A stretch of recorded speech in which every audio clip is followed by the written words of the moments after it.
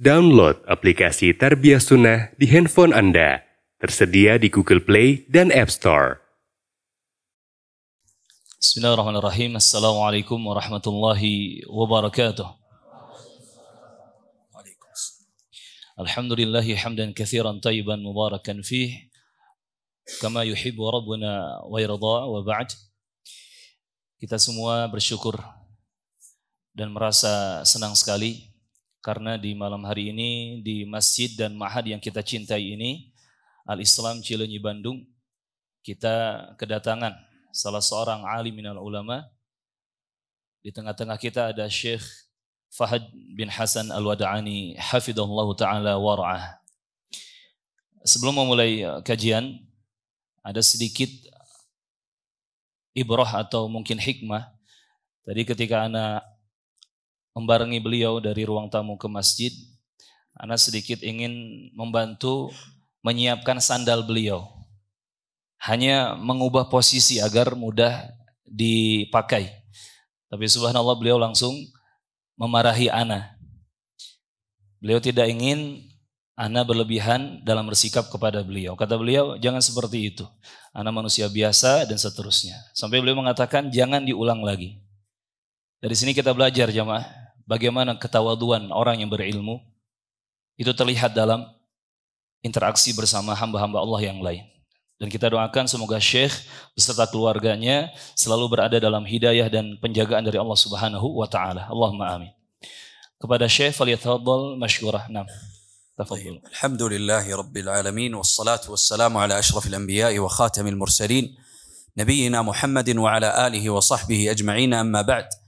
أقول مرحبا بإخوتي، مرحبا بهذه الوجوه المتوضئة المتلألئة المستنيرة بنور الله عز وجل التي اجتمعت في بيت من بيوت الله لتدارس بعض الأحكام المتعلقة بشرع الله.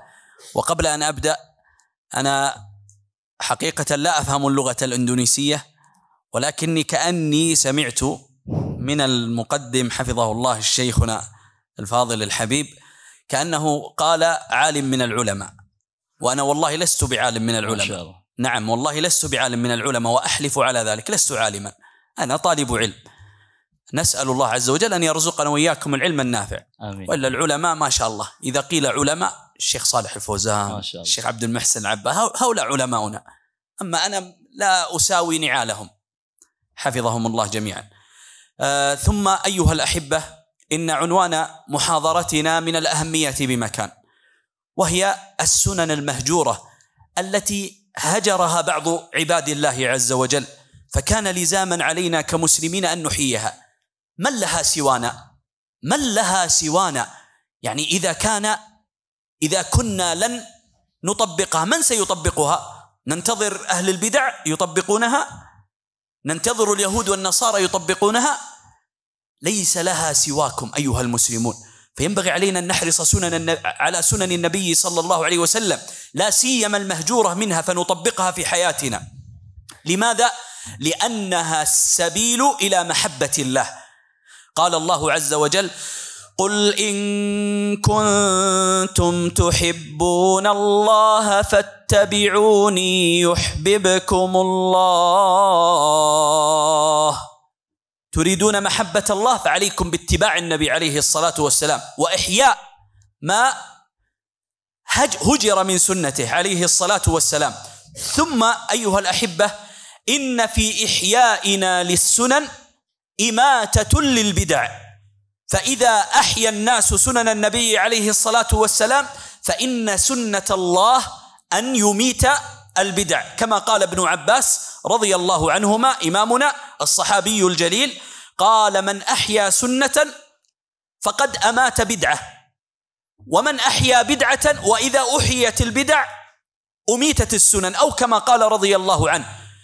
إذن لنحيي سنن النبي عليه الصلاة والسلام، إذا كنا لا نريد أن نسمع البدع من هنا وهنا في أماكننا وأماكن سكنانا، فعلينا بإحياء سنن النبي صلى الله عليه وسلم حتى تنقرض هذه البدع، إلى غير ذلك من الفوائد التي تحصل للمسلم إذا أحيا سنن النبي صلى الله عليه وسلم.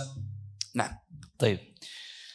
Alhamdulillah, Setelah beliau mengucapkan hamdalah, memuji dan bersyukur kepada Allah Subhanahu wa taala, beliau juga mengatakan ahlan wa sahlan marhaban, selamat datang kepada ikhwan semua. Beliau merasa senang karena bisa bertemu dengan wujuh thayyibah, ya, wajah-wajah yang baik, wajah-wajah yang terlihat berseri-seri dan gembira. Terlebih lagi kita berkumpul di sini di salah satu rumah Allah Subhanahu wa taala. Ini adalah pertemuan yang insyaallah ada keberkahan di dalamnya. Dan tadi Syekh sempat mengoreksi kalimat yang ana ucapkan di muqaddimah bahwa beliau itu bukan alim dari ulama. Lakin hadha i'tibar yani عندنا عادي لماذا ننادي الأستاذ والمدرس هكذا. وأنا أراها ثقيلة علي. طيب, Masya Allah. Jadi ini salah satu bukti ketawaduan beliau juga. Beliau tidak mau disebut alim minal ulama, tetapi beliau adalah penuntut ilmu, kata beliau. Dari sini kita belajar jamaah, kalau beliau saja mengaku penuntut ilmu, lalu siapa kita? Siapa saya, siapa antum? Tentunya kita lebih kecil lagi ya dari gelar penuntut ilmu, subhanallah. Dan semoga Allah Azza wa Jalla menjaga beliau beserta keluarganya, Allahumma amin. Dan juga beliau tadi mendoakan untuk kita semua, semoga kita diberi kelancaran dan kemudahan untuk mendapatkan ilmu yang bermanfaat, ya, agar Allah menganugerahkan kepada kita semua ilmu yang nafi', ilmu yang berguna untuk kita di kehidupan dunia dan juga di akhirat. Adapun pembahasan kita, kata beliau hafidhahullah, yaitu tentang as-sunan al-mahjurah, sunnah-sunnah yang mulai ditinggalkan. Banyak dari kita yang mulai melupakan sunnah-sunnah ajaran Nabi Muhammad sallallahu alaihi wasallam. Beliau menekankan tadi, kalau bukan kita yang mengamalkan sunnah-sunnah Nabi tersebut sallallahu alaihi wasallam, maka siapa lagi? Kalau bukan kita yang memperjuangkan dan mengamalkan sunnah-sunnah Nabi tersebut, siapa lagi? Apakah orang-orang di luar Islam yang harus mengamalkannya? Apakah kita menunggu orang Yahudi, Nasrani, kafirin yang mengamalkan sunnah tersebut? Tentunya tidak. Maka kita harus memperjuangkan sunnah-sunnah Nabi kita sallallahu alaihi wasallam. Dan juga beliau mengingatkan bahwa dengan ihya'us sunnah, menghidupkan sunnah Nabi, di situ ada jalan untuk mendapatkan keridhaan Allah Subhanahu wa taala. Lebih jauh lagi, dengan menghidupkan dan mengamalkan sunnah Nabi sallallahu alaihi wasallam, kita akan dimudahkan untuk masuk ke dalam jannah surga Allah insyaallah taala. Dan beliau tadi mengutip ya ayat dari surah Al-Imran, Allah Subhanahu wa taala berfirman, "Qul in kuntum tuhibbunallah fattabi'uni yuhibbukumullah," dan seterusnya. Kata Allah Subhanahu wa taala, jika kalian mengaku cinta kepada Allah Subhanahu wa taala, maka ikutilah aku. Dan aku di sini adalah Nabi Muhammad sallallahu alaihi wasallam. Ikuti Nabi Muhammad jika mengaku cinta kepada Allah Subhanahu wa taala. Niscaya Allah akan mencintai kalian dan seterusnya. Sehingga kita perlu untuk ihya'us sunnah, perlu untuk menghidupkan sunnah-sunnah Nabi. Dan bukti pengakuan cinta kita kepada Allah Azza wa Jalla adalah dengan menghidupkan sunnah-sunnah ajaran-ajaran Nabi Muhammad sallallahu alaihi wasallam. Terlebih lagi, salah satu hikmah terbesar dari mengamalkan dan menghidupkan sunnah Nabi adalah kita akan mematikan bid'ah. Karena kata para ulama, tidaklah seseorang mengamalkan sunnah melainkan satu bid'ah akan dimatikan dengannya. Ketika kita menghidupkan sunnah, berarti kita pun secara tidak langsung sedang mematikan atau memadamkan, mengubur kebid'ahan-kebid'ahan. Dan kita tidak ingin mendengar, tidak ingin melihat di sana ada bid'ah, di situ ada bid'ah, muncul bid'ah baru, muncul bid'ah ini dan itu. Kita tidak ingin. Maka cara untuk menolak dan menghalangi jalan bid'ah tersebut adalah dengan kita rajin dan giat mengamalkan sunnah-sunnah Nabi sallallahu alaihi wasallam. Naam. ولعلنا نشرع مباشرة في بيان بعض السنن المهجورة إن شاء الله تعالى. ومن هذه السنن لأنها الآن هو المناسب، وهي سنة قد غفل عنها لا نقول أكثر المسلمين بل نقول بعض المسلمين، تطبق بعد صلاة المغرب، تطبق بعد صلاة المغرب، أي في السنة الراتبة بعد صلاة المغرب. تعرفون السنن الرواتب 12 ركعة، ركعتان قبل الفجر، وأربع قبل الظهر، وركعتان بعد الظهر وركعتان بعد المغرب وركعتان بعد العشاء. حديثي عن الركعتين اللتين بعد المغرب في سنن النسائي وجامع الإمام الترمذي بسند حسن عن ابن عمر رضي الله عنهما قال: رمقت النبي صلى الله عليه وسلم 20 مرة، يعني أحصى كثيرا عن النبي صلى الله عليه وسلم أنه كان يقرأ في الركعتين بعد المغرب والركعتين قبل الفجر بقل يا أيها الكافرون وقل هو الله أحد. المسلمون ما شاء الله أكثرهم يطبق الركعتين قبل الفجر، يقرأ فيها بقل يا أيها الكافرون وقل هو الله أحد. لكن من المسلمين من طبق قراءتهما في الركعتين بعد المغرب؟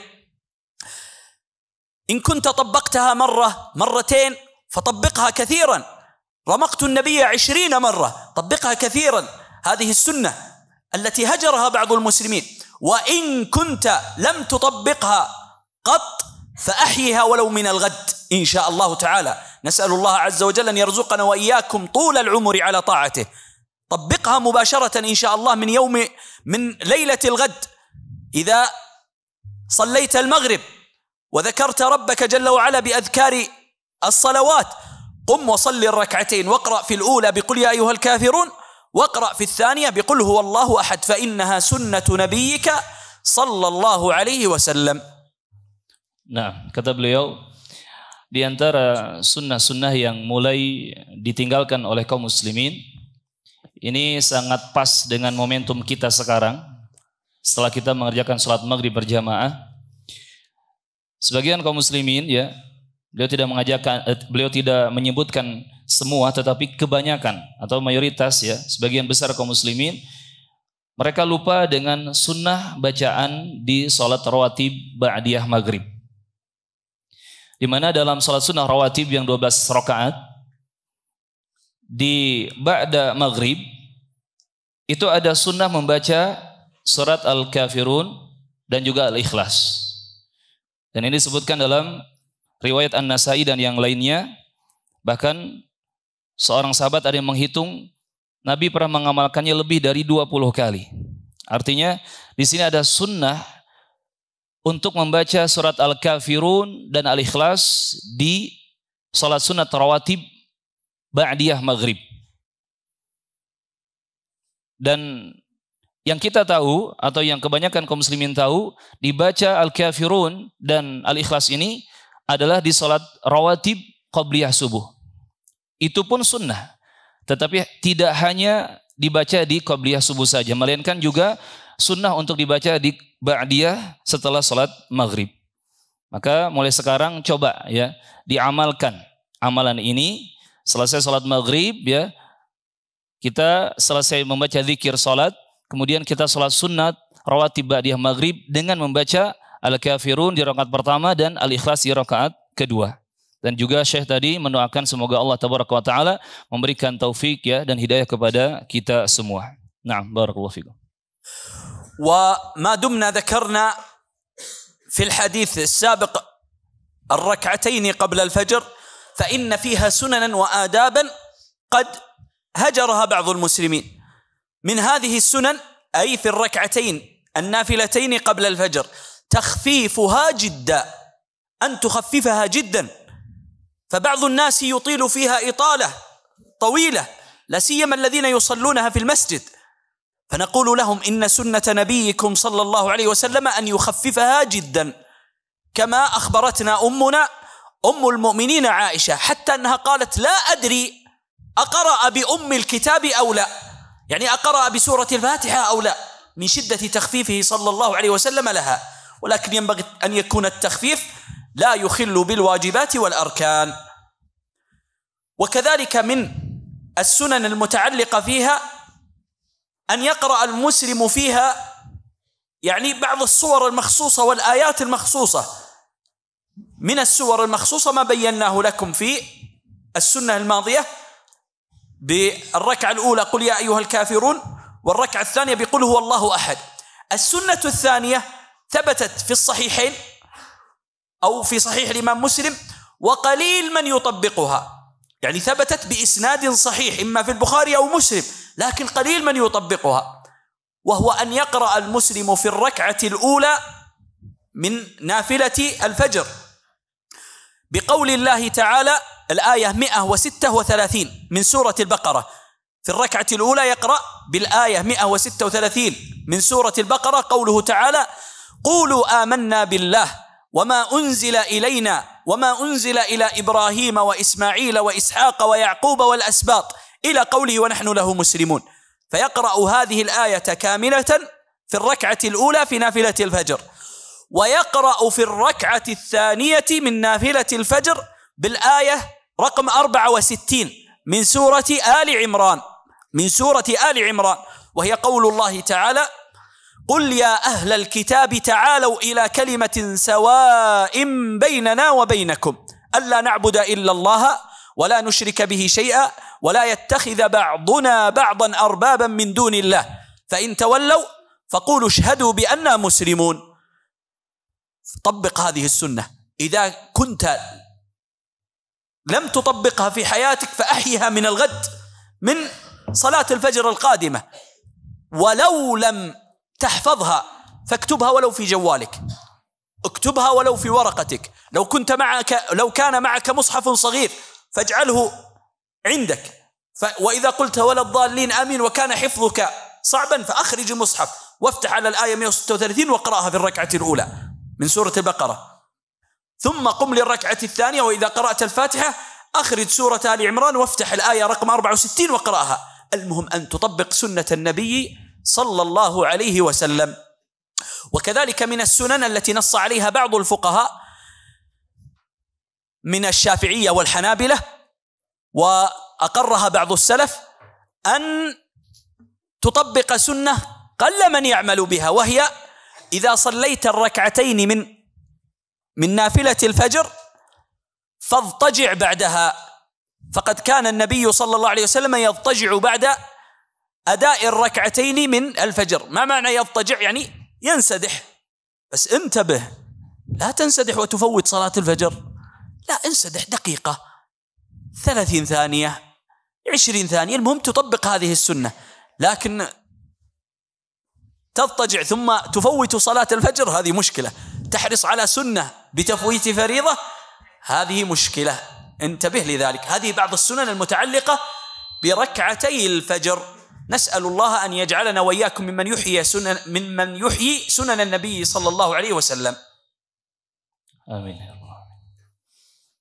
Kemudian Syekh menjelaskan termasuk dari sunnah-sunnah yang mulai ditinggalkan oleh kaum muslimin adalah salat sunnat qabliyah subuh. Rakaatain qabla al-fajr, salat sunat 2 rakaat sebelum subuh. Ini pun mulai ditinggalkan oleh sebagian kaum muslimin. Dan juga ada hal yang harus diluruskan dalam masalah salat qabliyah subuh ini, di mana salat qabliyah 2 rakaat subuh ini hendaknya dilakukan dengan takhfif, diringankan. Dan betul-betul diringankan. Jadi yang melakukannya hendaknya melakukan dengan ringan, dengan singkat. Sebagaimana kabar dari ibunda kita Ummul Mukminin Aisyah radhiyallahu anha, sampai beliau mengatakan, la adri aqra'a bi ummil kitab amlah. Aku tidak tahu apakah Rasulullah sempat membaca Ummul Kitab Al-Fatihah ya, atau tidak. Ini saking ringkas dan singkatnya salat qabliyah subuh Rasulullah ketika itu sallallahu alaihi wasallam. Maka seharusnya kita ketika mengamalkan qabliyah subuh yang 2 rakaat itu kita lakukan dengan cara takhfif, diringankan. Bukan panjang-panjang bacaannya, bukan lama-lama berdirinya, tetapi diringankan. Di mana di rakaat pertama dibaca Al-Kafirun setelah Al-Fatihah, dan di rakaat kedua dibaca Al-Ikhlas setelah Al-Fatihah. Kemudian juga berkaitan dengan salat sunnah rawatib qabliyah subuh ini, ada sunnah yang mulai dilupakan juga oleh kebanyakan kaum muslimin, yaitu membaca surat-surat atau ayat-ayat tertentu ketika mengerjakan salat qabliyah subuh. Jadi tidak hanya Al-Kafirun dan Al-Ikhlas yang bisa dibaca, tetapi juga di sana ada ayat-ayat yang dikhususkan untuk dibaca dalam salat sunat qabliyah subuh. Seperti yang disebutkan dalam Sahih Al-Bukhari dan juga Sahih Muslim.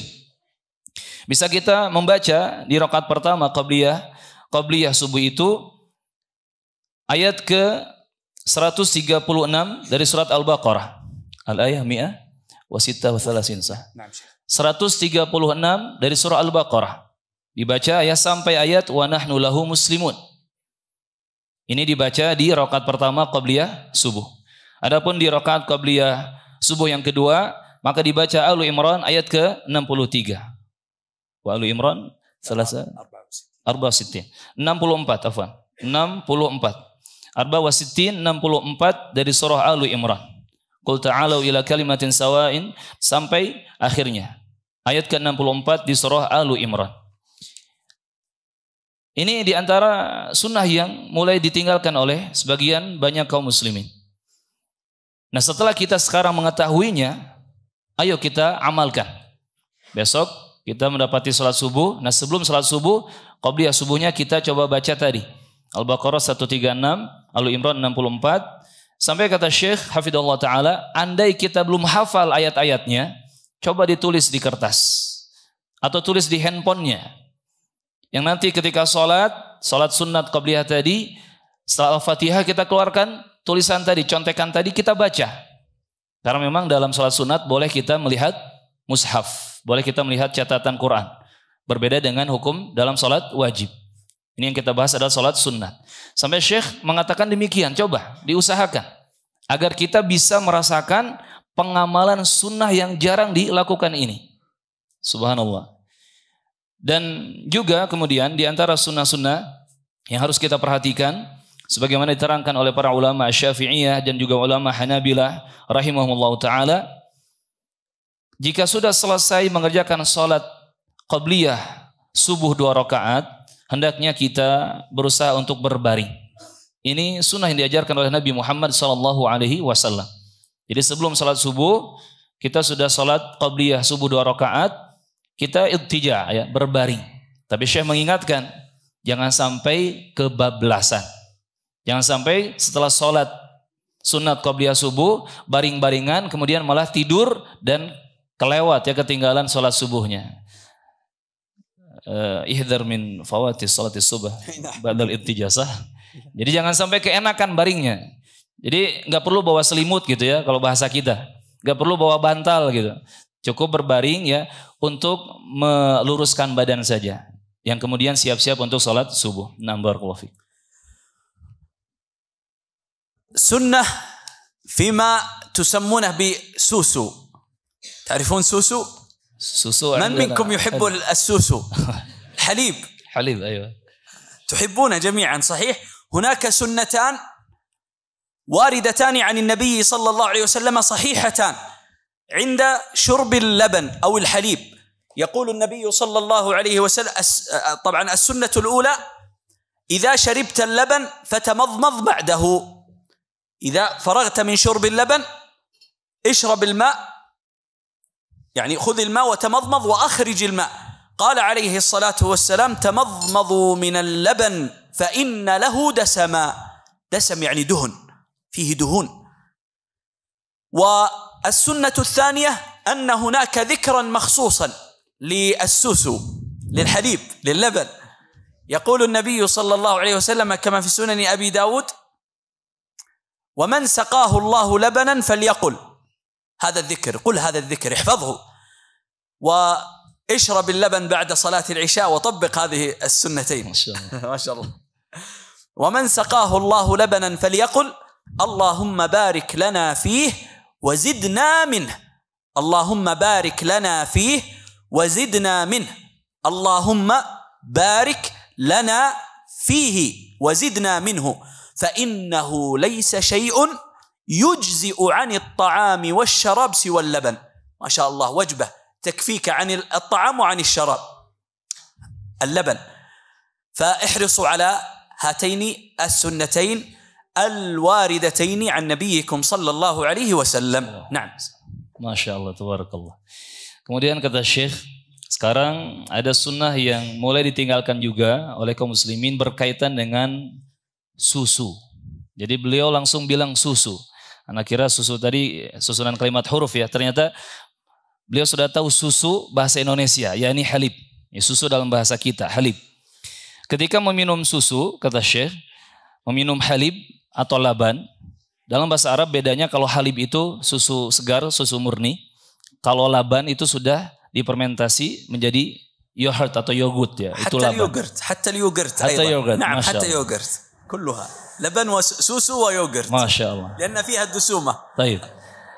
Jadi sama saja, mau susu, mau yogurt, kata Syekh langsung sama saja. Di sini ada sunnahnya. Apa itu? Setelah meminum susu atau yogurt, ya halib atau laban, hendaknya kita madmadah, berkumur-kumur.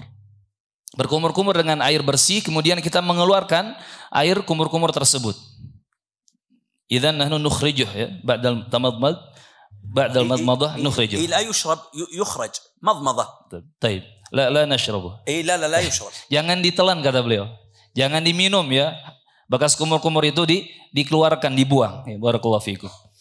Dan disebutkan dalam Sunan Abu Daud riwayat bahwasanya Nabi mengatakan sallallahu alaihi wasallam, "Wa man saqahu Allahu labanan," dan siapa saja saqahullahu labanan, yang telah diberi minum laban atau susu oleh Allah Subhanahu wa taala, faliyaqul, hendaknya dia mengucapkan kalimat atau doa, Allahumma barik lana fihi wazidna minhu. Allahumma ya Allah, barik lana, berkahilah kami, fihi, dalam susu yang diminum ini, wazidna minhu, dan berikan tambahan kepada kami dari susu tersebut. Ini bisa kita baca setelah kita meminum susu atau yogurt ya, dan yang sejenisnya. Allahumma barik lana fihi wazidna minhu. Tadi Syekh mengulang-ulang beberapa kali agar antum ikhwah bisa langsung menghafalnya. Coba ya kita baca bareng-bareng. Allahumma barik lana fihi wazidna minhu. Kata Syekhna? Naam. Alhamdulillah. Sudah bagus ya. Berarti antum sudah hafal. Tinggal tadi kata Syekh, pada salat Isya nanti cari susu. Ba'dal Isya nabhath anil halib. Ayo. Cari susu pada salat Isya, antum minum, antum kumur-kumur, antum baca doa ini. Langsung mentadbik, mengaplikasikan sunnah yang telah dijelaskan. Sampai kata Rasulullah dalam hadisnya, fa innahu laisa syai'un yujzi'u anisyarabi siwa laban. Karena tidak ada anit ta'am wasyarab siwa laban.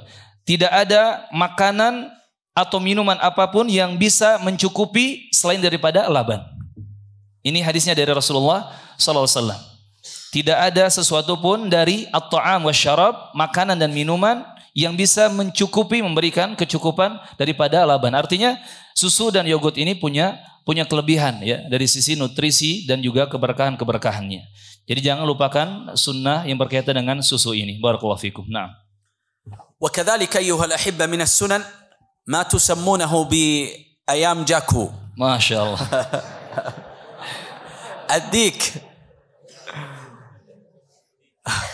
الديك هذا سبحان الله يعني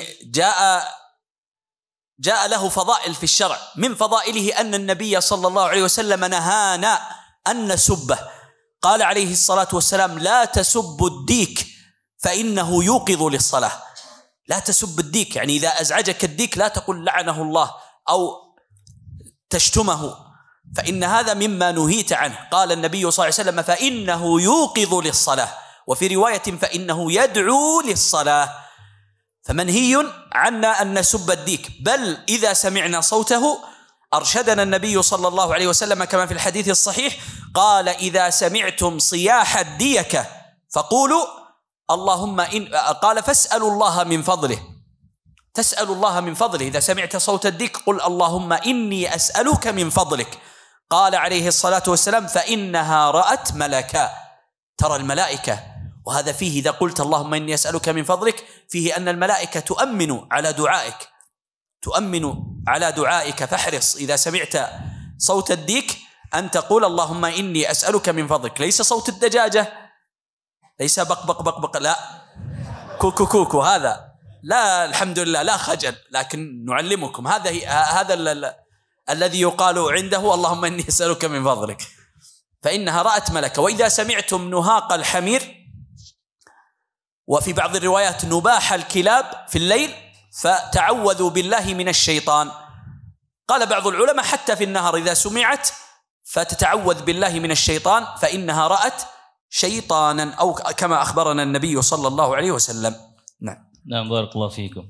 Selanjutnya di antara sunnah-sunnah yang mulai ditinggalkan oleh sebagian kaum muslimin adalah yang berkaitan dengan ayam jago. Jadi beliau sudah fasih ya, tadi bilang susu, sekarang bilang ayam jago. Karena kayak Indonesia al-an. Jadi, Masya Allah. Beliau sudah sering datang ke Indonesia ya. Makanya beliau bisa banyak bahasa Indonesia. Berkaitan dengan ayam jago. Bahasa Arabnya dik. Addiku ayam jago. Bukan adikku, adik saya bukan ya. Addiku ayam jago. Bukan dajjaj, bukan ayam betina, tapi ayam jago. Di sini Nabi SAW melarang kita untuk mencaci maki atau menyalahkan ayam jago. Yani ketika terdengar suaranya. Kalau ada ayam jago ya bersuara, berkokok misalkan sebelum subuh ya, atau di waktu kapanpun, itu jangan dimarahi, jangan disalah-salahkan. Dalam sebuah hadis Nabi mengatakan sallallahu alaihi wasallam, la tasubuddik, jangan kalian mencela ayam jago. Fa innahu yuqidhu lis-shalah, karena ayam jago itu membangunkan kalian untuk salat. Jadi justru ini bantuan dari Allah Subhanahu wa taala untuk kita bangun dan mengerjakan salat. Kemudian dalam hadis yang lain disebutkan, idza sami'tum, apabila kalian mendengarkan siyahdik ya, kokokan ayam jago, maka ucapkan, minta keutamaan kepada Allah Subhanahu wa taala, Allahumma inni as'aluka min fadlik.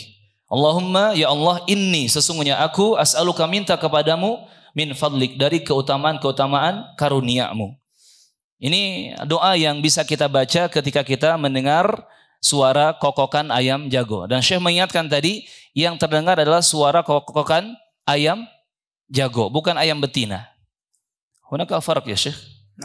الصوت بين الديك والدجاج صح؟ لا يعني بعضهم قد يخلط يحسب صياحه إذا قال بق بق بق هذا لا يقال اللهم إني أسألك من فضلك. Jadi kalau suaranya suara ayam betina yang tadi kata Syekh bak bak bak bak bak ya, itu bukan yang dimaksud, tetapi yang dimaksud adalah suara kokokan ayam jago. Dan antum bisa membedakan kan, mana yang jago, mana yang betina, bisa membedakan, suaranya berbeda. Nah, ketika terdengar suara kokokan ayam jago, ayam jantan, itu yang kita di situ berdoa kepada Allah, Allahumma inni as'aluka min fadlik.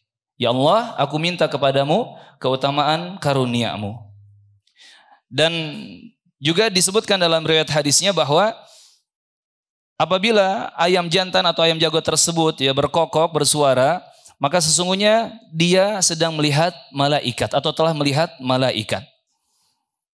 Berbeda dengan kalau kita mendengar suara gonggongan anjing, al-kilab wal hamir, atau ringkikan keledai, maka di sini kita disunahkan untuk berta'awudz, isti'adzah billah, meminta perlindungan kepada Allah Subhanahu wa taala. Jadi dibedakan ya. Kalau ayam jago yang terdengar suara kokokannya, kita minta keutamaan kepada Allah, berdoa yang baik. Tapi kalau yang terdengar adalah gonggongan anjing atau suara keledai, maka kita minta perlindungan kepada Allah Subhanahu wa taala. Karena kata Nabi, ketika anjing tadi menggonggong atau keledai tadi bersuara, mereka sedang melihat syaitan ya. Maka kita berlindung kepada Allah Subhanahu wa taala. Nah. Kadzalika ayyuhal ahibbah, من السنن التي هجرت بعض الأذكار، لا سيما يعني ما دمنا أننا ننتظر الصلاة فسيؤذن المؤذن الآن، فلنطبق هذه السنة وهذا الذكر الذي يقال وهو الوارد في صحيح الإمام مسلم. وقبل أن أقوله لكم لا بد أن أعطيكم بعض السنن المتعلقة بالأذان، وهي 5 أو 6 سنن. السنة الأولى أن يردد المستمع للأذان ما يقوله المؤذن، فيقول مثل ما يقول الله أكبر الله أكبر، وهكذا في كل ألفاظ الأذان إلا في الحي علتين، حي على الصلاة حي على الفلاح، فيقول فيهما لا حول ولا قوة إلا بالله. فإذا فرغ المؤذن وقال لا إله إلا الله في آخر الأذان وقلت لا إله إلا الله، حينئذ تطبق السنة الثانية، وهي أن تصلي على النبي صلى الله عليه وسلم، تصلي على النبي صلى الله عليه وسلم. وأفضل صيغ الصلاة على النبي صلى الله عليه وسلم ما هي؟ الصلاة الإبراهيمية. يعني عبد الرحمن بن أبي ليلى، الله بنفصل، طيب، عبد الرحمن بن أبي ليلى قابل كعب بن عجرة، صحابي جليل اسمه كعب بن عجرة، فقال كعب لعبد الرحمن ألا أهديك هدية سمعتها من رسول الله صلى الله عليه وسلم؟ قال بلى. قال يعني أخبر أن النبي صلى الله عليه وسلم قيل له عرفنا كيف نسلم عليك، فكيف نصلي عليك؟ فقال قولوا اللهم صل على محمد وعلى آل محمد كما صليت على إبراهيم، وبارك على محمد وعلى آل محمد كما باركت على إبراهيم إنك حميد مجيد.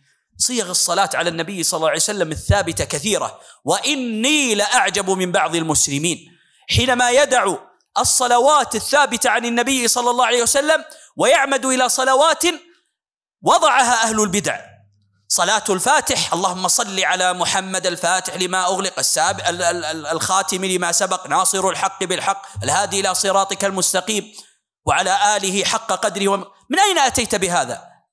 من أين أتيت بهذا؟ سبحان الله، تترك ما في الصحيحين من ألفاظ الصلوات على النبي صلى الله عليه وسلم وتعمد إلى صلوات جعلها أهل البدع، أو صلوات النارية، صلوات المحبة، صلوات بني هاشم، صلوات ضاقت حيلتي، أعوذ بالله، وصلوات كثيرة ما أنزل الله بها من سلطان، بل بعضها فيها من الشرك الصراح والعياذ بالله. يا رسول الله أدركني، أعوذ بالله، أعوذ بالله، الله خير أما يشركون. لنتقي الله عز وجل أيها المسلمون، ولندع مثل تلك الصلوات التي فيها من البدع وفيها من الشرك ما يخفى على قائلها. أما يجيب المضطر إذا دعاه ويكشف السوء ويجعلكم خلفاء الأرض أإله مع الله قليلا ما تذكرون. إذا ضيع المسلمون توحيد ربهم فماذا يبقى من إيمانهم؟ فانتبهوا أيها المسلمون، عليكم بما ثبت. يقول ابن مسعود رضي الله عنه اتبعوا ولا تبتدعوا فقد كفيتم. الله عز وجل يعبد بما شرع لا بالأهواء والبدع، كما ذكر أهل العلم، هذه قاعدة مقررة عند أهل السنة والجماعة. الله يعبد بما شرع، أي على لسان رسوله صلى الله عليه وسلم. الله يعبد بما شرع لا بالأهواء والبدع. إذن صلي على النبي صلى الله عليه وسلم، وأفضل صيغ الصلاة عليه ما ذكرته لكم الصلاة الإبراهيمية. وإن قلت اللهم صل وسلم على نبينا محمد فحسن، لكن إياك من الصلوات البدعية. هذه هي السنة الثانية. نكمل الخمسة أو تترجم؟ نرجم أول. طيب. Biar nggak kepanjangan ya, kita terjemahkan dulu. Kemudian termasuk sunnah yang mulai ditinggalkan oleh kaum muslimin adalah berkaitan dengan zikir-zikir. Khususnya ketika seorang muadzin mengumandangkan azan. Dan ini juga momentumnya pas ya, akan kita lewati langsung nanti. Disebutkan dalam riwayat Sahih Muslim dan yang lainnya bahwa ketika muadzin mengumandangkan azan, hendaknya kita memperhatikan muadzin dan melakukan sunnah-sunnah yang diajarkan oleh Nabi Muhammad SAW. Yang pertama, poin pertamanya adalah kita menjawab apa yang diucapkan oleh muadzin. Jadi ketika muadzin mulai azan, Allahu Akbar, kita menjawab dengan kalimat yang sama, Allahu Akbar. Sampai hayya 'alas shalah, baru kita dijawab ucapan muadzin itu dengan kalimat hauqalah. Kita menjawabnya dengan hauqalah. La haula wala quwata illa billah. Begitupun dengan kalimat hayya 'alas shalah, hayya 'alal falah, ya, dijawab dengan hauqalah, la haula wala quwata illa billah. Tetapi selebihnya dijawab sesuai dengan apa yang diucapkan oleh muadzin. Ini yang pertama. Jadi Syekh mengingatkan ya, ketika muadzin adzan kita manfaatkan untuk menjawab adzan muadzin, jangan disia-siakan.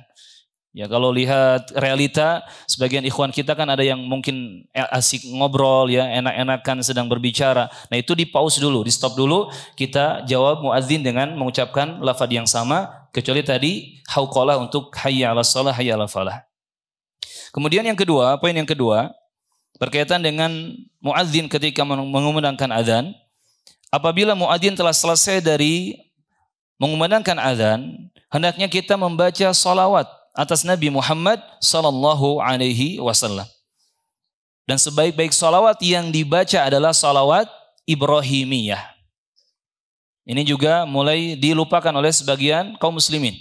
Selesai adzan, mereka tidak membaca salawat untuk Nabi. Padahal di situ sunnahnya membaca salawat. Sebagaimana disebutkan, Abdurrahman bin Abi Layla hakala. Abdurrahman bin Abi Layla bertanya kepada Ka'ab bin Ujrah radhiyallahu anhu tentang bagaimana kita mengucapkan salawat kepada Nabi sallallahu alaihi wasallam. Jadi kalau untuk salam ya, itu sudah difahami oleh mereka para sahabat, para tabi'in. Tetapi untuk salawat kepada Nabi bagaimana kita mengucapkannya? Maka dikatakan, qulu, ucapkanlah oleh kalian, Allahumma salli ala Muhammad wa ala ali Muhammad kama sallaita ala Ibrahim wa ala ali Ibrahim innaka Hamidum Majid. Allahumma barik ala Muhammad wa ala ali Muhammad kama barakta ala Ibrahim wa ala ali Ibrahim innaka Hamidum Majid. Ini yang kita ambil pelajarannya dalam riwayat dari Ka'ab bin Ujrah ya, dari Abdurrahman bin Abi Layla radhiyallahu anhu. Sehingga jangan kita menyandarkan diri atau berpegangan pada salawat-salawat yang tidak syar'i. Karena sebagian masyarakat kaum muslimin ada yang mengucapkan atau membaca salawat-salawat yang tidak syar'i dan meninggalkan salawat-salawat yang syar'i. Salawat yang sunnah, salawat Ibrahimiyah ditinggalkan dan mereka mengucapkan, memegang salawat-salawat yang bid'ah. Sampai Syekh menyebutkan beberapa contoh seperti salawat Fatih. Tadi Syekh menyebutkan kalimat-kalimatnya, tapi Anda tidak hafal ya. Kemudian juga salawat Nariyah, salawat Bani Hashim, salawat Mahabbah, dan macam-macam salawat yang lainnya. Mereka membaca salawat-salawat ini yang tidak ada dalilnya, tetapi mereka meninggalkan salawat Ibrahimiyah yang jelas-jelas ada dalil dan petunjuknya. Ini kesalahan yang harus diluruskan. Sebagian masyarakat kita meninggalkan salawat yang sunnah dan melakukan atau mengucapkan salawat yang bid'ah. Ini musibah ya. Sampai beliau menyebutkan beberapa ayat yang mengingatkan agar kita betul-betul mentauhidkan Allah Subhanahu wa taala. Karena dalam beberapa salawat yang bid'ah tadi itu terdapat kesyirikan-kesyirikan kepada Allah Subhanahu wa taala. Itu yang paling parahnya. Salat-salawat yang tidak syar'i, salat-salawat yang bid'ah itu mengantarkan kita kepada kesyirikan. Dan Syekh mengingatkan dengan ayat Allahu khairun amma yusyrikun. Apakah Allah lebih baik atau apa-apa yang mereka sekutukan kepada Allah? Tentunya Allah lebih baik di atas segala-galanya. Amma yujibul mudtarra idza da'ah, juga mengingatkan ayat siapa yang akan memberikan jawaban ketika seorang hamba kesulitan dan dia meminta, dia berdoa. Tentunya hanya Allah yang bisa mengabulkan doanya, yang bisa memberikan permintaannya. Maka alaikum bima thabata 'anin nabi, kata Syekh hafizahullah, hendaknya kita semua betul-betul memegang apa yang datang jelas ilmunya dari Nabi Muhammad sallallahu alaihi wasallam. Yang tidak jelas ilmunya jangan kita ambil. Tetapi yang jelas, yang thabit dari Nabi ilmunya, sahih dalilnya, itu yang kita pegang, itu yang kita amalkan. Termasuk dalam bacaan salawat. Kata sahabat Abdullah bin Mas'ud radhiyallahu anhu, ittabi'u wa la tabtadi'u faqad kufitum.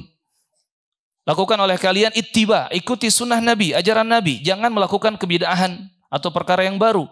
Karena sungguh kalian telah diberi kecukupan dengan mengikuti sunnah ajaran Nabi Muhammad sallallahu alaihi wasallam.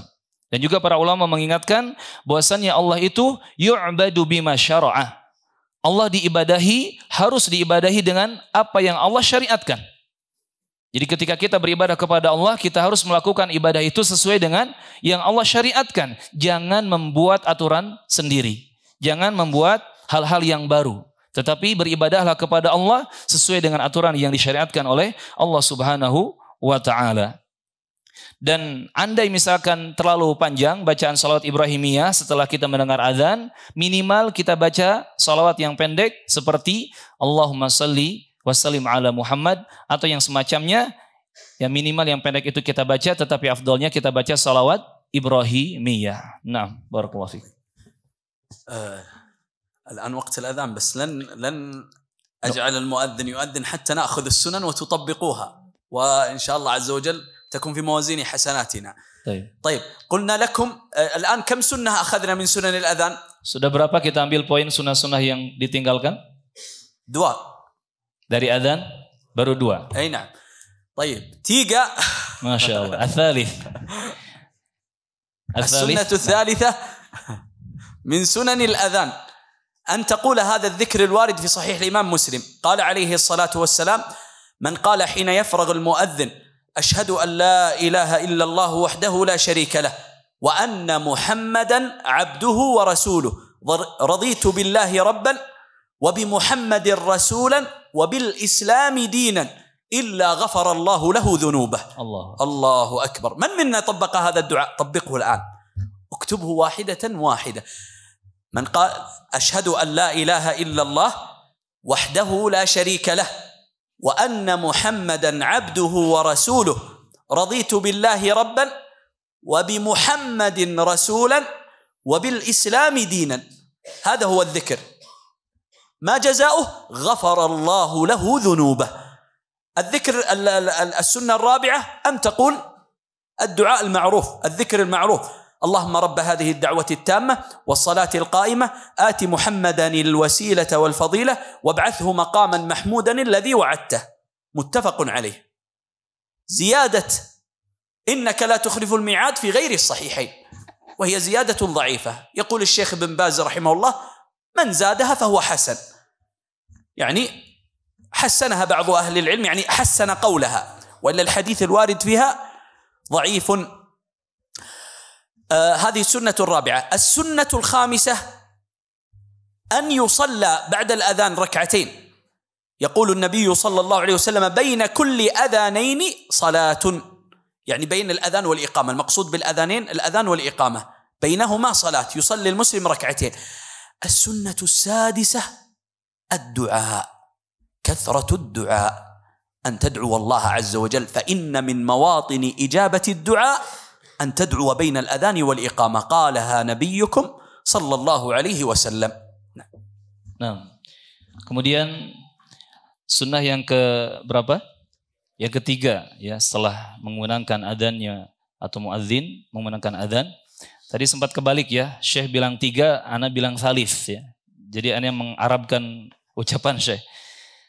Yang ketiga dari sunnah setelah mendengar muadzin menggunakan adhan, disebutkan dalam Sahih Muslim rahimahullah taala bahwasanya kata Rasulullah, siapa yang mendengarkan adhannya muadzin kemudian dia mengucapkan asyhadu an la ilaha illallah wa anna Muhammadan abduhu wa rasuluh, ditambah dengan kalimat raditu billahi rabba wa bi Muhammadin rasulah wa bil islami dinan.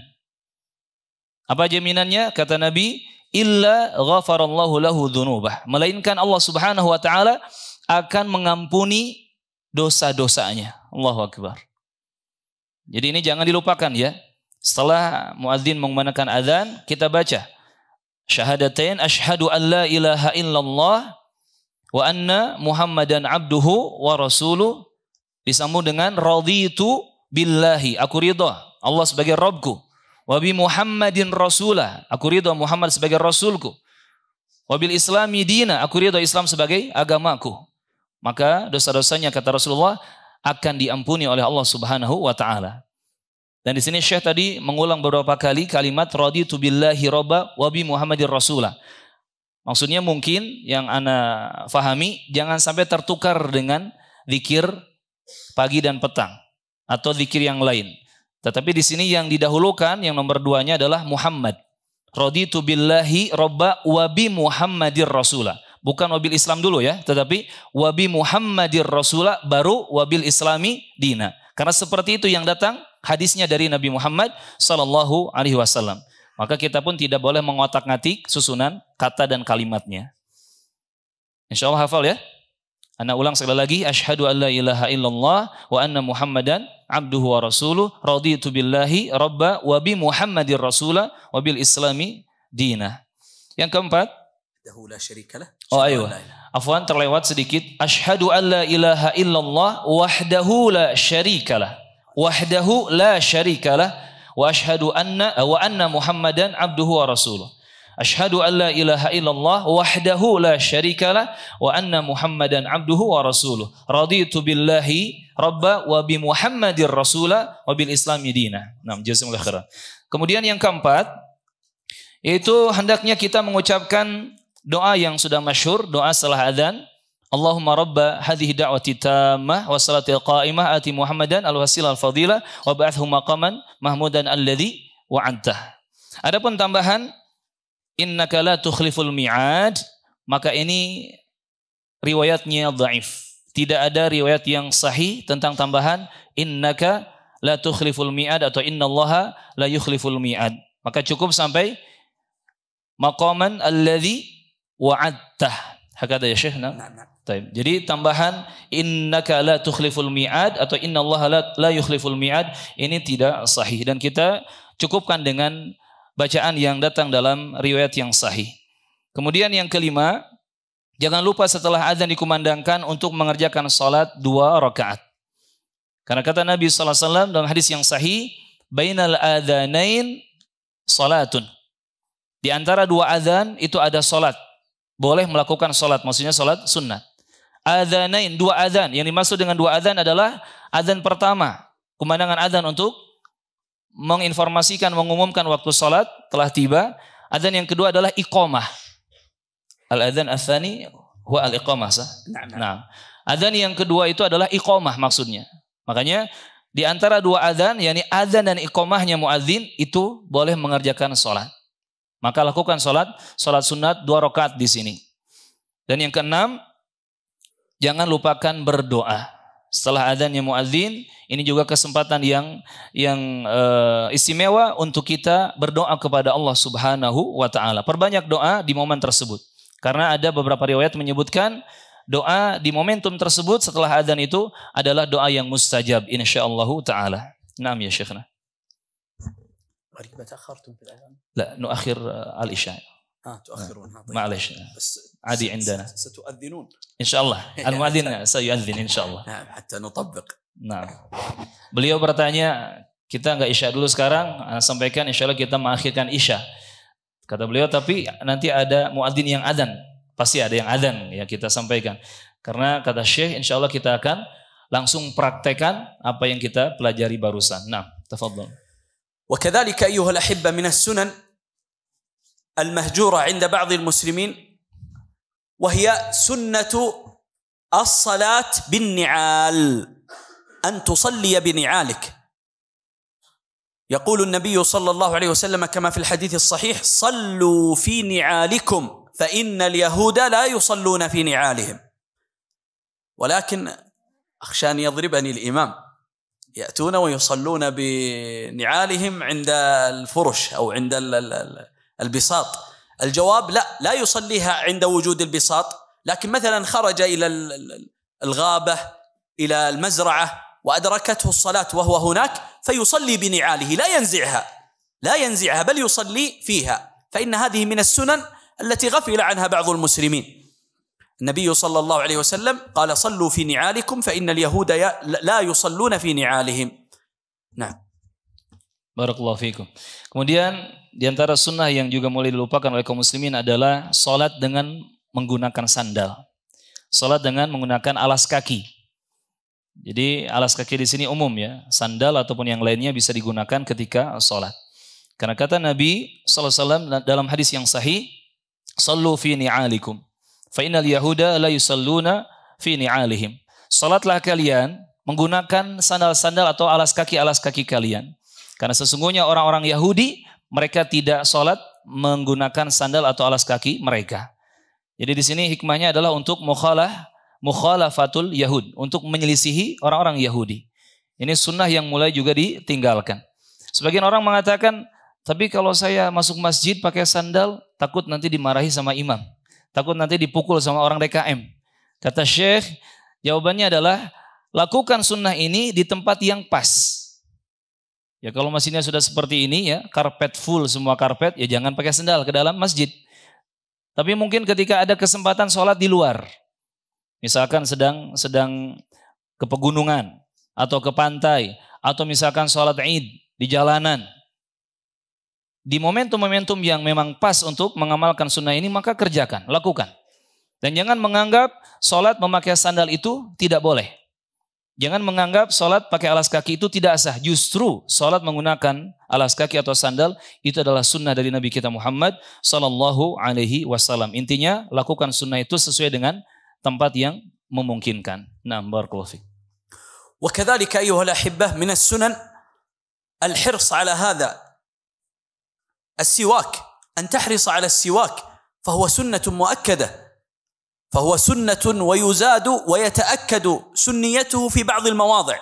من المواضع إذا دخل الرجل بيته، إذا دخلت بيتك فتتسوك، وكذلك إذا قمت لصلاة الليل فتتسوك. هذا من المواضع الذي كان يحرص عليه الصلاة والسلام بالتسوك. وكذلك عند الوضوء إذا أردت أن تتوضأ فتتسوك أيضا. فإن قيل متى أتسوك عند الوضوء؟ الجواب في أي ثلاثة مواضع توضأت فقد أحسنت. الموضع الأول إما أن تتسوك قبل الوضوء، فقبل أن تتسوك بسم الله ثم تتوضأ. طيب الموضع الثاني أن تتوضأ حال المضمضة، تتوضأ حال المضمضة.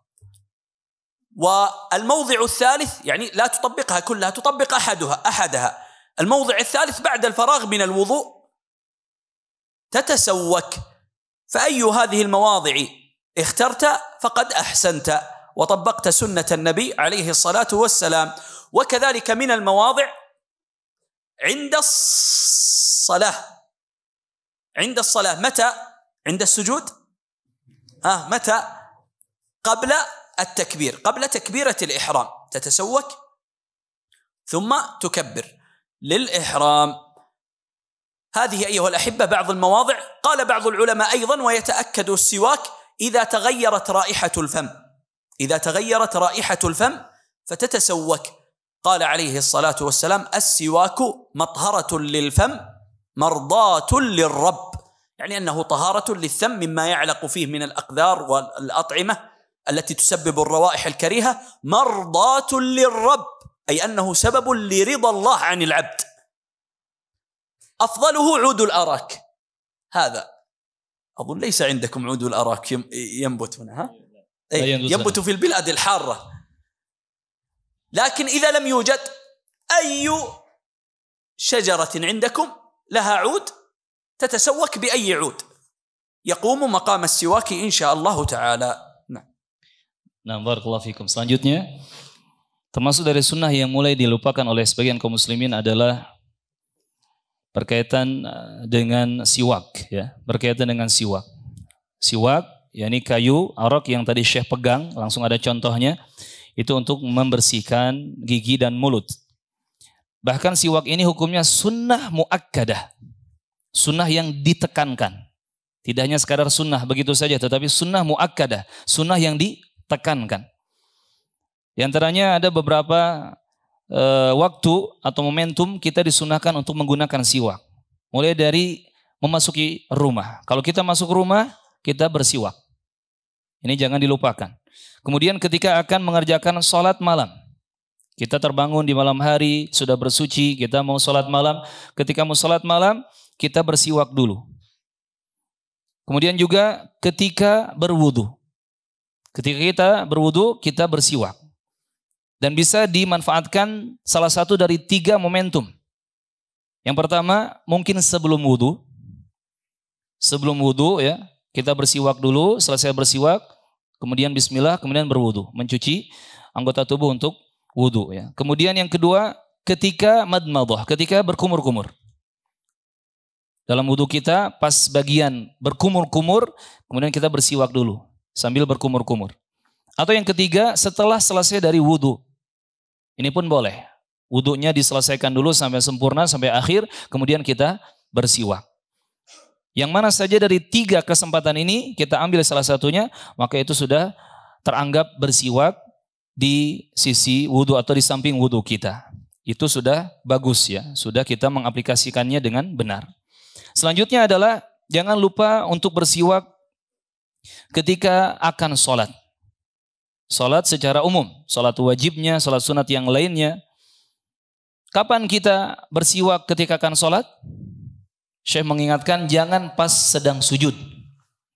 Ya, laisa al-waqt li siwak fi shalah hina nasjud. Jangan pas ketika sujud ngeluarin siwak kemudian gosok-gosok, bukan. Tapi sebelum takbiratul ihram. Nanti antum mau salat Isya misalkan. Sebelum takbiratul ihram, siwaknya keluarkan dulu, bersiwak, bersihkan gigi. Ntabbiqha fi salat al-Isya. Ayo, kita akan praktekkan ketika nanti salat Isya. Ada yang punya siwak? Ada yang pegang siwak sekarang? Masya Allah. Indahu siwak. Yang lain ada enggak? Ahad bas. Masya Allah. بيدك أو بالمنديل كما ذكر بعض أهل العلم. بيدك أو بالمنديل. Kalau tidak ada siwak kayu seperti itu, boleh diganti dengan tisu atau dengan tangan pakai tisu ya, seperti sebagian ulama mengatakan ya, seperti itu.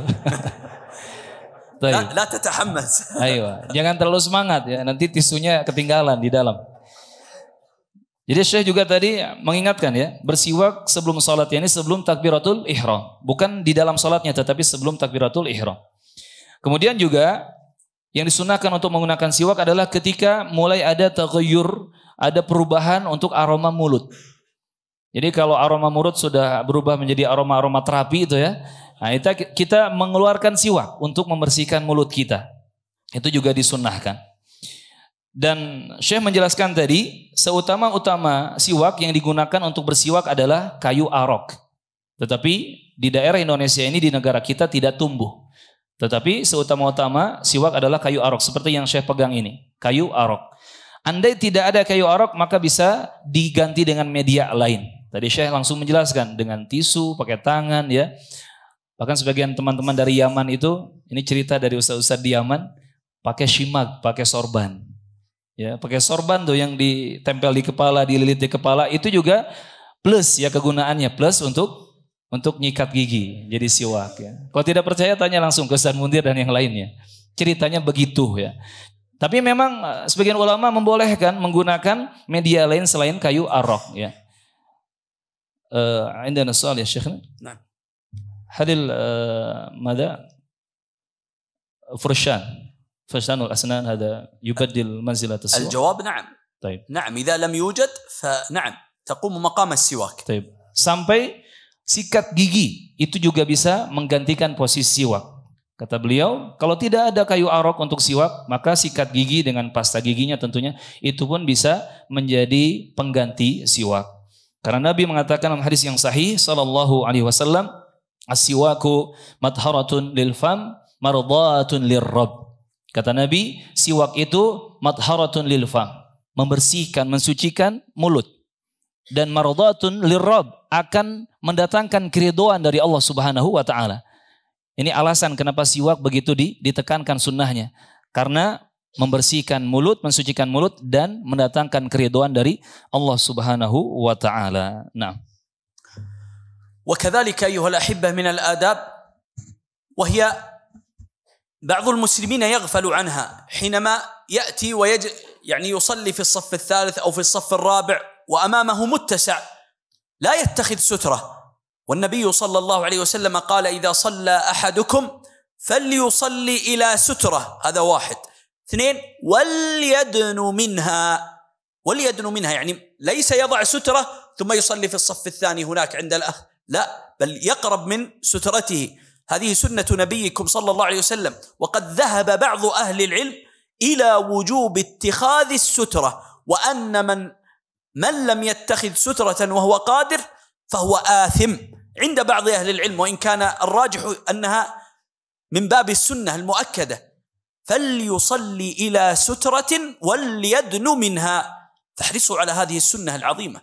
كان الصحابة رضي الله عنهم يبتدرون السواري يصلون خلفها، السواري العمدان التي تكون في المساجد، وكذلك أنتم صلوا إلى ستر، اتخذوا الستر في صلواتكم. نعم.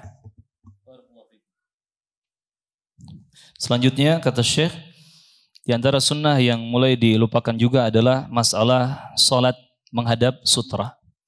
Kalau kita lihat kaum muslimin sholat ya di saf-saf sholat mereka, tapi di depan mereka itu ada ruang kosong luas, tidak ada sesuatu yang dijadikan sutra. Ini kekeliruan.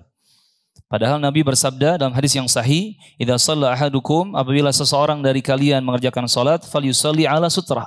Hendaknya salat menghadap sutrah, yakni pembatas salatnya. Wal yudni minha, dan mendekatlah ke sutrah itu. Jadi salat menghadap sutrah, pembatas salat, dan mendekat ke sutrah itu. Bahkan sebagian ulama mereka berpendapat tentang wajibnya penggunaan sutrah dalam salat ini. Walaupun pendapat yang kuat kata beliau adalah sunnah, tetapi sunnah yang muakkadah, yang ditekankan. Tapi tidak sedikit ulama ahli ilmu yang berpendapat wajib menggunakan sutrah ketika salat. Saking pentingnya ya sutrah di dalam salat tersebut. Bahkan dahulu para sahabat radhiyallahu anhum mereka salat menghadap semacam pagar atau tiang-tiang di dalam masjid yang mereka jadikan sutrah. Itu diamalkan oleh para sahabat radhiyallahu anhum. Wa hunaka madza al-bayan, yani anna sutrah baina makan ar-ra's lis-sujud wa baina sutrah hunaka makan li mamar asy-syah. Ma hadzal bayan? Mamar asy-syah, yani منكم فائدة حينما نسجد هنا مثلا هذا رأسي وهذا سترة. نعم. بين رأسي وسترة حين أسجد ممر للشاه. نعم. أيوة. كما جاء في الحديث. طيب. Ana tadi mentakid ke beliau, ada riwayat kata Syekh juga, ketika kita sujud, kita meletakkan kepala di tempat sujud kita, antara tempat kepala kita sujud dengan sutrah itu ada jarak, ada ruang kosong, ada jarak yang bisa dilewati oleh seekor kambing, ya, seekor kambing atau anak kambing yang lewat di situ. Jadi tidak langsung nempel juga ke sutrah, ya. Ini juga harus diperhatikan. Intinya, kalau kita sholat, usahakan kita sholat menghadap sutrah. Terlepas dari perbedaan pendapat, apakah hukumnya wajib atau hukumnya sunnah muakkadah. Karena para sahabat mereka semangat untuk sholat menghadap ke sutrah. Na'am barakallahu fiik. Sunan kathirah jiddan. Masya Allah, sunnah-sunnah sangat banyak kata beliau. طيب نختم بهذه؟ لا أو نزيد؟ نزيد إن شاء الله. طيب. ما شاء الله تحبون العلم ولا الشيخ فقط؟ ما أدري عنكم، أخشى أن الشيخ يريد أن يثقل عليكم. لا إن شاء الله الإخوة كلنا إن شاء الله. طيب كذلك بارك الله فيكم. كذلك أيها الأحبة من السنن التكبير عند المرتفعات والتسبيح عند النزول. تكبير عند المرتفعات، يعني مثلا أنتم ما شاء الله في بلاد جبلية، إذا صعدت بالموتور أو بالسيارة أو بقدمك إلى مرتفع تكبر الله أكبر الله أكبر الله أكبر الله أكبر تكبر. وإذا نزلت في منحدر تسبح الله، ليس فقط في مرتفعات الجبال ومنخفضاتها ونزولها، لا، بل حتى الدرج الذي يوضع في البيوت والأسواق، إذا صعدت الدرج تكبر الله، وإذا نزلت من الدرج تسبح الله. كذلك المصعد الذي يكون في الفنادق وفي إذا صعدت تكبر الله، وإذا نزلت تسبح الله. وكذلك الطائرة، الله أكبر الله أكبر الله أكبر الله أكبر الله أكبر تكبر الله، وإذا أرادت أن تنزل تسبح الله. طبق هذه السنة فهي من سنن نبيك صلى الله عليه وسلم. Nah, barakallahu fikum. Termasuk dari sunnah yang harus kita ingat juga adalah mengucapkan takbir Allahu Akbar dan tasbih subhanallah. Kita ucapkan takbir Allahu Akbar yang mananya Allah Maha Besar ketika kita menaiki sesuatu atau melewati sesuatu yang menaik. Ya. Dan kita ucapkan subhanallah, Maha Suci Allah, kita bertasbih ketika kita menurun jalanannya atau menuruni sesuatu. Sampai Syekh mengingatkan tadi, di Indonesia yang luar biasa ya, indah ini alamnya, banyak pegunungan dan seterusnya. Bukan hanya ketika naik gunung dan turun gunung saja bertakbir dan bertasbih. Ya, tetapi juga di semua kondisi. Di rumah itu ada tangga, walaupun tangga hanya beberapa anak tangga, naik ucapkan Allahu Akbar. Turun ucapkan subhanallah. Termasuk kalau bahasa Sunda ada apa? Taraje ya. Naik taraje itu, naik tangga yang dari kayu atau bambu, ucapkan takbir Allahu Akbar, Allahu Akbar. Turunnya subhanallah, subhanallah. Termasuk mis'ad. Mis'ad itu lift ya, di hotel-hotel, di gedung-gedung tinggi itu ada lift, ada mis'ad. Masuk lift, kita tekan tombol, naik ke atas, kita baca Allahu Akbar, Allahu Akbar, Allahu Akbar. Turun ya, masuk lift kita pencet tombol turun, kita baca subhanallah, subhanallah, subhanallah.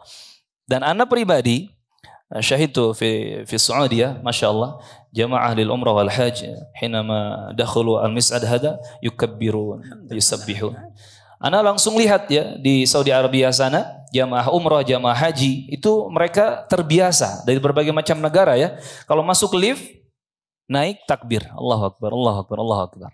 Setelah mengucapkan salam ya, kemudian takbir. Pas turun pun sama. Subhanallah, subhanallah, subhanallah. Itu sudah terbiasa. Pemandangan yang lumrah di Saudi Arabia. Dan Syekh mengingatkan, sekalipun naik lift, turun, naik ya, itu dibaca takbir atau tasbihnya. Begitupun ketika naik tayyarah atau ta'irah, naik pesawat terbang. Ketika take off ya, mulai take off kita baca Allahu Akbar, Allahu Akbar, Allahu Akbar. Pas landingnya, turunnya, subhanallah, subhanallah, subhanallah. Intinya di setiap ada kesempatan dan kondisi naik dan turun kita ucapkan takbir atau tasbih disesuaikan dengan keadaannya. Naam, barakallahu fiik. وكذلك أيها الأحبة من السنن المهجورة أن تصلي على الراحلة، فإذا ركبت قطارا أو سيارة أو طائرة فمن السنن أن تصلي على هذه الراحلة جالسا، تصلي جالسا كما صلى النبي صلى الله عليه وسلم على راحلته، فتكبر وأنت جالس. وإذا أردت أن تركع تخفض رأسك قليلا، وإذا أردت أن تسجد تخفض رأسك قليلا، تحرك الرأس. يعني بعض العلماء قال تحرك الرأس لا تحرك البدن، وإن حركت البدن قال به بعض أهل العلم، لكن الرواية الثابتة يعني أنه كان يومئ برأسه. الركوع تنزل قليلا، السجود تنزل أكثر، فتصلي صلاة سنة تصلي النافلة على الراحلة أيا كانت هذه الراحلة. لكن وإذا كنت تسوق السيارة تصلي أيضا إن استطعت، لكن لا تزد، أخشى أن تخشع ثم يزيد الخشوع تصدم ثم يقولون رحمه الله كان يصلي. انتبه، أي نعم، لا ضرر ولا ضرار. لا إله إلا الله. طيب. ومن السنة ترك السنة إذا أدت إلى مفسدة. Nah, jadi berikutnya termasuk sunnah yang harus kita perhatikan dan kita ingat dan kita amalkan adalah mengerjakan sholat sunnat, sholat nafilah di atas kendaraan. Apapun kendaraan tersebut jenisnya. Di atas mobil kah? Di atas motor kah? Atau kereta api, kereta listrik, kereta cepat, atau mungkin pesawat. Disunahkan untuk mengerjakan sholat sunnat, sholat nafilah. Itu yang dilakukan oleh Nabi kita Muhammad SAW. Dan nanti ya kita mengerjakan sholat di atas kendaraan itu sambil duduk, jalisan, sambil duduk. Dan untuk ruku dan sujudnya itu diberi isyarat oleh kepala. Yang benar adalah isyarat kepala. Kalau isyarat untuk ruku, kepalanya menunduk sedikit, Allahu Akbar. Untuk sujud lebih menunduk lagi, Allahu Akbar. Walaupun ada sebagian ulama mengatakan badan ikut bergerak, menunduk. Tetapi pendapat yang benar adalah cukup dengan kepala. Jadi kepala kita ketika ruku kasih isyarat menunduk sedikit, ketika sujud lebih menunduk. Cukup kepala saja tanpa badan ya yang menunduk. Dan ini bisa kita lakukan di atas kendaraan apapun. Sekalipun kita sedang menyetir mobil, kata Syekh. Kalau memang memungkinkan kita sholat. Dan ini terjadi di Saudi Arabia. Saya melihat beberapa masyayikh, beberapa teman-teman kita orang sana penuntut ilmu, kalau bawa mobil, lihat macet, sholat sunat. Padahal nyetir. Tapi tadi kata Syekh, hati-hati. Jangan sampai mengamalkan sunnah, kita didoakan rahimahullah. Maksudnya nyetir sambil sholat kemudian kita tabrakan, jangan sampai. Di sini dilihat kondisi. Kalau memungkinkan bisa sambil nyetir motor, nyetir mobil, bisa tuh sholat lakukan. Tapi kalau tidak, la dororo wala diroro, tidak boleh membahayakan diri sendiri ataupun membahayakan orang lain. Barakallahu fikum. Nah, nukmil insyaallah. وكذلك أيها الأحبة من السنن التي هجرها بعض المسلمين أن المسلم يصلي ركعتين يسميها العلماء بركعتي التوبة. ركعتي التوبة كما في حديث أبي بكر الصديق عند أبي داود بإسناد صحيح قال النبي صلى الله عليه وسلم إذا أذنبت ذنبا فصلي ركعتين يسن لك أن تصلي ركعتين اسمها ركعتي التوبة. قال عليه الصلاة والسلام ما من عبد يذنب ذنبا فيحسن الطهور يتوضأ ثم يصلي ركعتين ثم يقول ثم يستغفر الله إلا غفر له يعني هذه من السنن التي الله المستعان قل من يعمل بها فاعملوا بها عباد الله. إذا وقعت في ذنب فصل هاتين الصلاتين وأبشر بالخير فإن ربك هو التواب اسما وذو التوبة الذي يقبل التوبة عن عباده صفة جل وعلا. Nah, barakallahu fiikum. Termasuk dari sunnah yang harus kita ingat adalah mengerjakan salat sunat taubat. 2 rakaat salat taubat. Ini dalilnya disebutkan dalam hadis dari Abu Bakar radhiyallahu anhu dalam Sunan Abu Dawud rahimahullah. Nabi menyebutkan sallallahu alaihi wasallam, "Ma min 'abdin yudhnibu dhanban", tidaklah seorang hamba melakukan sebuah dosa, fayuhsinut tahur, kemudian dia memperbaiki bersucinya, yakni berwudu ya, bersuci dengan baik dan benar, kemudian dia mengerjakan salat 2 rakaat beristighfar kepada Allah, illa ghufira lahu, melainkan akan diampuni dosa-dosanya oleh Allah Subhanahu wa taala. Maka coba praktekkan amalan salat taubat ini, hanya 2 rakaat. Ketika engkau melakukan dosa, segera bersuci, segera melakukan salat taubat, minta istighfar, minta ampun kepada Allah Subhanahu wa taala. Karena Allah itu Maha penerima taubat, Allah Maha pengampun, Maha luas rahmatnya untuk hamba-hambanya. Jadi jangan lupakan salat 2 rakaat untuk salat taubat, silakan dipraktikkan ya jika memang dibutuhkan. Barakallahu fiikum. Nah, وكذلك أيها الأحبة من السنن التي هجرت عند بعض المسلمين يخافون من الموت لا يطبقون هذه السنة وهي استحباب كتابة الوصية. يقول النبي صلى الله عليه وسلم ما حق امرئ مسلم له شيء يوصي فيه يبيت فيه ليلتين وفي رواية 3 ليالي إلا ووصيته مكتوبة عنده. ما حق امرئ يعني لا يليق بمسلم له شيء يوصي فيه، يعني عنده وصايا، عنده ديون يريد أن يوثقها حتى ينتبه ورثته، له كفارات، له وصايا يريد أن يوصي بماله فيكتب هذه الوصية. قال يبيت فيه ليلتين أو 3 ليالي إلا ووصيته مكتوبة عنده.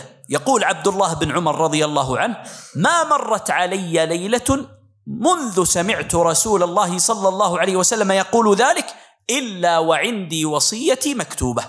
تكتب وصيتك، لا سيما يعني لو كتبتها بما كان يفعله السلف كما قال أنس بن مالك رضي الله عنه في رواية الدارمي أن هناك وصية كان يكتبها السلف، البدء بالشهادتين والوصية بوصية إبراهيم ويعقوب إن الله اصطفى لكم الدين فلا تموتن. المهم الوصية المكتوبة، وإلا تكتب وصيتك ما تريد أن تكتبه في يعني تكون مكتوبة عندك. هذه من السنن التي قل من يعمل بها، يخافون من الموت لا يريدون أن يطبقوها، فطبقوها رعاكم الله. Nah, kemudian di antara sunnah yang harus kita perhatikan juga, jangan dilupakan. Walaupun mungkin sebagian orang kalau ingat sunnah ini takut akan kematian, ya, takut mati, yaitu menulis wasiat. Ini pun sunnah yang harus kita perhatikan, menulis wasiat. Karena Nabi menjelaskan dalam sebuah riwayat hadis yang sahih, tidak layak atau tidak pantas bagi seorang muslim melewati malam harinya 2 malam atau dalam satu riwayat 3 malam dia lewati dan dia belum menulis wasiat yang harus dia tulis. Jadi sudah seharusnya wasiat itu tertulis, ya. Wasiat apapun itu, berkaitan dengan hutang piutang, wasiat kebaikan, ya, wasiat pengingat agama, wasiat apapun untuk keluarganya dan yang lain. Sebagaimana kan Abdullah bin Abbas, Ibnu Umar. Abdullah bin Umar, sahabat yang mulia radhiyallahu an, beliau mengatakan, tidaklah aku tidur di malam hari melainkan wasiatku sudah tertulis. Wasiatku sudah tertulis. Jadi setiap beliau tidur di malam hari, wasiatnya sudah aman tertulis. Karena tidak ada yang tahu, ya, kapan meninggal dunia. Itu diamalkan oleh Abdullah bin Umar radhiyallahu an. Dan juga Anas bin Malik, Imam Anas bin Malik rahimahullah menyebutkan bahwa para ulama sudah terbiasa mereka menulis wasiat-wasiat baik di kitab-kitab mereka ataupun di tempat-tempat yang lain. Para ulama menulis wasiat untuk orang lain sebelum mereka meninggal dunia. Jadi intinya praktekan, ya, sunnah ini, tulis wasiat antum, wasiat kebaikan, ya, untuk siapapun yang bisa membacanya, dan semoga Allah menjaga antum semua. Nah, barakallahu fikum. Wa fikum barak. Aidan ayuha al-ahibba min as-sunan ما هو الدعاء أو ما هو الذكر الذي يقال بعد الفراغ من الوضوء؟ كلكم يحفظه، الوارد في صحيح الإمام مسلم. ما هو؟ أشهد أن لا إله إلا الله وأن محمدا، هذا تحفظونه، اللهم اجعلني من التوابين واجعلني من الطاهرين. هناك ذكر قل من يعمل به، وهو ورد بإسناد صحيح عند الإمام الألباني رحمه الله تعالى، قال عليه الصلاة والسلام، يعني أن يقال هذا الذكر: سبحانك اللهم وبحمدك أشهد أن لا إله إلا أنت أستغفرك وأتوب إليك. هذا أيضا من الأذكار التي تقال بعد الفراغ من الوضوء، قليل من يعمل به، والله المستعان.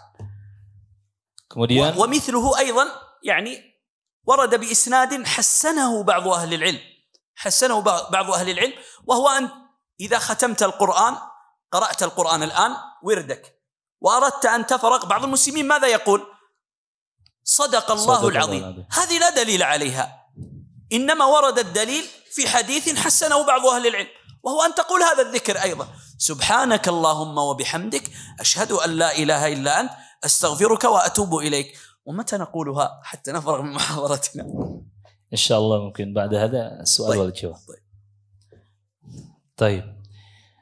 Juga yang perlu diingatkan tentang sunnah yang harus kita perhatikan adalah doa setelah wudhu.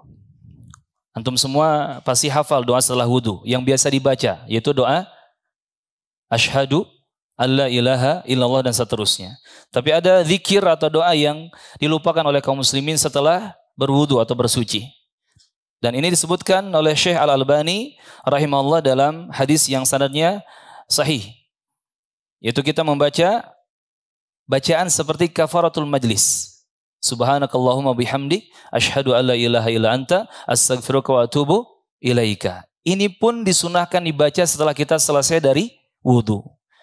Bahkan disebutkan dalam beberapa riwayat hadis yang hasan bahwa doa kafaratul majlis ini juga kita baca selesai membaca Al-Quran. Sebagian orang ketika beres baca Al-Quran dia mengucapkan Sadaqallahul Azim. Memang maknanya benar, Sadaqallahul Azim, maha benar Allah, Allah yang maha agung. Tetapi penempatannya itu yang tidak tepat. Tidak ada dalil, tidak ada petunjuk selesai baca Quran kita mengucapkan Sadaqallahul Azim. Tidak ada dalilnya. Tapi yang benar baca ini. Subhanakallahumma bihamdik asyhadu an la ilaha illa anta astaghfiruka wa atubu ilaik. Dan tadzakartu hunaka riwayah an Aisyah radhiyallahu anha anna Nabi sallallahu alaihi wasallam qara'a doa kafaratul majlis fi 3 mawadhi. Ini ba'da wudu, ba'da qiraatil Quran, wa fi kafaratil majlis. Ayo. Jadi ana juga teringat ada riwayat dari ibunda kita Aisyah radhiyallahu anha, Nabi itu terbiasa membaca kafaratul majlis ini di 3 tempat. Bubar dari majlis, beliau baca kafaratul majlis. Selesai dari salat, selesai dari baca Quran, beliau baca kafaratul majlis, dan juga tadi selesai dari bersuci atau wudu. Jadi ini hendaknya kita amalkan ya. Barakallahu fiikum. Sepertinya Syekh sudah ada isyarat untuk mencukupkan materi. Jadi kita masuk ke sesi tanya jawab. Jika antum ada pertanyaan, ya dipersilahkan. Yuk belanja di TS Mart. Dengan belanja di TS Mart, Anda turut berpartisipasi dalam dakwah yang diselenggarakan YTS.